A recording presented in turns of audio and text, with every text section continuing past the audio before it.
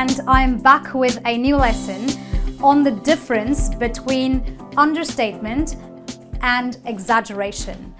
Well, using an understatement and an exaggeration while speaking English really enhances the way you speak. It kind of adds a bit of flair to your language. Well, what is understatement and what is exaggeration? Let's have a look. Understatement is nothing but a way of expressing an idea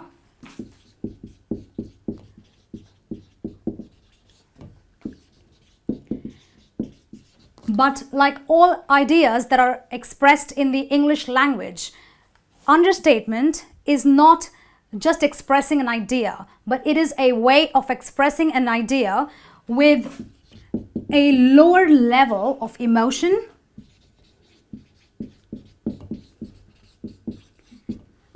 maybe a lower level of enthusiasm,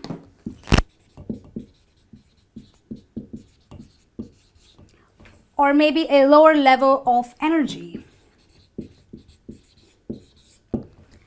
So basically, understatement is a way of putting across a point in a more subtle or in a more quiet way. For example, I look at a really handsome man across the road, and I know all you girls swoon at looking at good-looking men, but if I want to use an understatement, I will make sure that I express my idea with less emotion, with less enthusiasm, and with less energy. So I will say something like, he is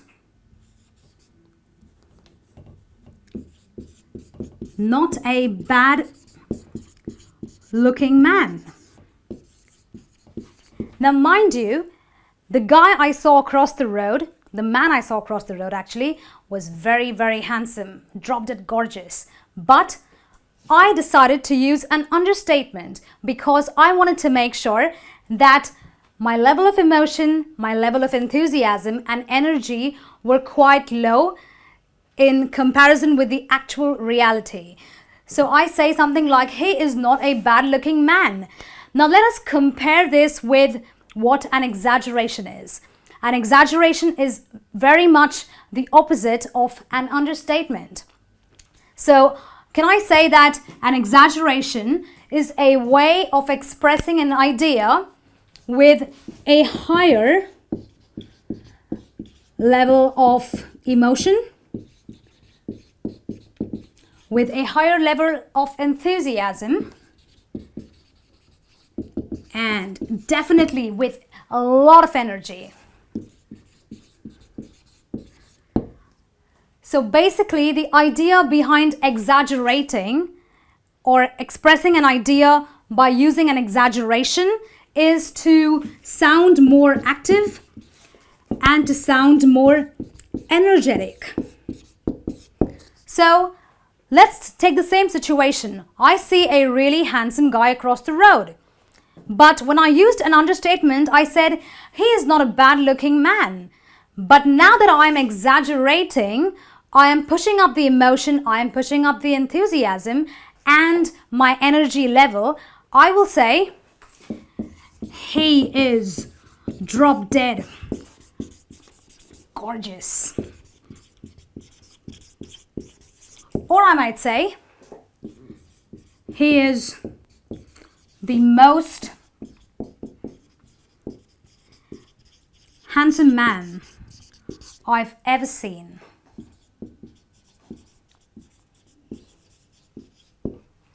So you see the difference between an understatement and an exaggeration. Very different. But now, why are both used? And how can we use them to enhance our speaking skills? Let's take a look. Now that you've seen the difference between an understatement and an exaggeration, let us see the reasons why we use the two. Well, there are several reasons why you use an understatement, but one of them is to appear modest. What is it to appear modest? it basically means to not be a person who shows off too much. So if you are probably a person who, for example, has been to several countries around the world, and if somebody asks you if you've been to many foreign countries, if you want to understate your point, you will say, yes, I've been to a few places. So you don't go around showing off that, yes, I've been to all the countries in the world. You say something more subtle, something more quiet, like, yes, I've been to a few places. And the second reason why you would use an understatement is to disagree with someone, but make sure you don't offend that person. So suppose if you have a kid who is not really doing very well in school, or is not doing her homework on time, or not really doing the things that you want her to do, instead of, offending her by, really giving her a dressing down, you could say something like,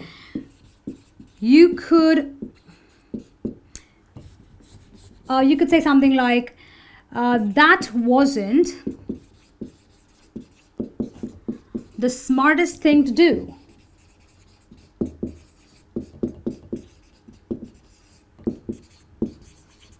So maybe your kid, drove her car and, she bumped the car into a wall, and you're not really happy with that. You disagree with the fact that she's even driving. You don't want her to drive. So you tell her things like, that wasn't the smartest thing to do, as opposed to berating her or making her feel really bad. And then you also use an understatement for the fact that you want to criticize someone, but you want to appear less aggressive. You don't want to be really out there and attack someone. So I can say something like, you could have handled that better.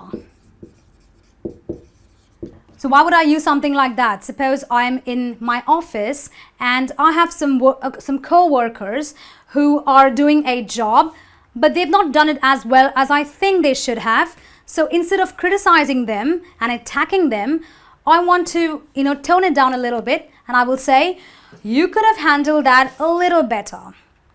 A better way of saying it, isn't it? Now let's look at exaggeration. We all know what it is to exaggerate, but what are the reasons we use an exaggeration for? The first reason is to encourage someone or to compliment them. So if I'm a person who likes to encourage people and uplift people, I will always exaggerate. So maybe I have a friend who has gone in for a singing audition, and he may not be the best singer, but to encourage him, I will say, you're the best thing I've ever heard. Now, we know that this is not the truth, okay? So when you are exaggerating, a lot of times you are not telling the truth. So because he's your friend, because you want to encourage him and uplift him, you won't say that you're an okay singer. I will say, you're the best thing I've ever heard. Go for it. That's what an exaggeration is all about. The second reason is not a very good reason to exaggerate, and that is to deliberately appear rude. Don't you hate people like those? Well, there are some people who want to express an idea, but as I explained, they want to kind of, tone it up a little bit. They want to be more enthusiastic about their idea, and they don't really care for people's feelings. So that's what happens when you deliberately try to appear rude. And a sentence like, you see a singer who's not very good for an audition, and I could say, you are completely and utterly useless. Or I can look at a piece of work and say, that was rubbish. So basically, when I'm exaggerating, I can uplift somebody and I can really put that person down. So exaggeration is a very strong tool when you are speaking, and so is an understatement.